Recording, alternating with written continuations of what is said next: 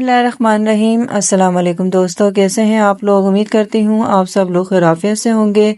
ہنستے رہیں، مسکراتے رہیں، خوش رہیں، آباد رہیں، آمین ثم آمین۔ Welcome to my new video کے ساتھ سید ارم خان آپ کی خدمت میں حاضر ہیں۔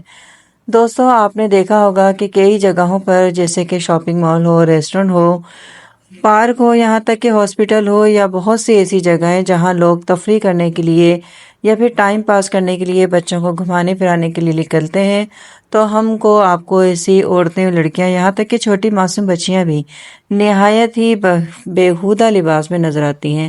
لڑکیاں سمجھتی ہیں کہ اس طرح ٹائٹ کپڑے پہن کر، بال کھول کر، میک اپ کر کے وہ کسی حور سے کم نظر نہیں آ رہی، جبکہ اگر تھوڑا سا سوچا جائے تو حوریں کبھی بھی اس طرح بے پردہ اور ایسی بے غیرتی کے لباس میں نظر نہیں آتی، کیونکہ حوروں کو اور پاک دامن اور پارسا عورتوں کو اللہ نے پردے کا حکم دیا ہے اور پردے میں رہنے کا حکم دیا گیا ہے۔ لیکن آج کل عورتیں، لڑکیاں سمجھتی ہیں کہ ہم جب اس طرح کے بیہودہ لباس پہن کر بے پردہ ہو کر نکلتے ہیں تو ہر ایک کی نظر ہم پر اس لیے پڑتی ہے کہ ہم خوبصورت نظر آ رہے ہوتے ہیں، جبکہ ایسا بالکل نہیں ہے۔ لوگ ایسی عورتوں کو صرف گندی اور حویز کی نظر سے دیکھتے ہیں اور گندا ہی سمجھتے ہیں، یا پھر لڑکیاں، عورتیں یہ سمجھتی ہیں کہ جب ہم اس طرح کی ڈریسنگ کرتے ہیں، اس طرح کے چھوٹے کپڑے، بیہودہ لباس، بے پردہ اور بنا دوپٹے کے باہر آتی جاتی ہیں تو لوگ ہمیں ہائی اسٹینڈرڈ کا سمجھتے ہیں۔ ایسی سوچ بھی بالکل غلط ہے ایسی عورتوں اور لڑکیوں کی، کیونکہ جب لڑکیاں، عورتیں اس طرح کی ڈریسنگ کر کے نکلتی ہیں تو لوگ ایسی خواتین کو پبلک پراپرٹی سمجھتے ہیں اور ان کو دیکھتے ہی مرد حضرات عجیب عجیب سے اشارے کرتے ہوئے نظر آتے ہیں۔ کئی گندے قسم کے مرد جو ان ہی عورتوں، لڑکیوں جیسے ہوتے ہیں، وہ صرف اشارے ہی نہیں کرتے، موقع لگتے ہی ان کو گندے اور بیہودہ طریقے سے ہاتھ بھی لگا لیتے ہیں۔ پھر ایسی عورتیں، لڑکیاں ایسی چیخ پکار کرتی ہیں جیسے ان سے زیادہ کوئی شریف ہی نہیں ہے۔ آپ کو پتا ہوگا دوستوں کہ اللہ نے فرمایا ہے کہ بے پردہ عورت فتنہ ہے، اور جب ایسی عورتیں فتنہ بن کر نکلیں گی تو ایسا تو ہوگا۔ اچھا، کچھ مائیں بھی ایسی کم سن چھوٹی بچیوں کو بھی بچپن میں ایسے بیہودہ کپڑے پہناتی ہیں کہ جب ان بچیوں کے ساتھ کوئی سین ہو جائے تو ساری زندگی سر پکڑ کر روتی ہیں۔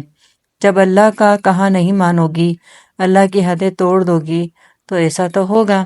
جب اللہ کا غصہ اور عذاب آئے گا تو کوئی نہیں بچ پائے گا۔ ہمیں چاہیے کہ شروع سے ہی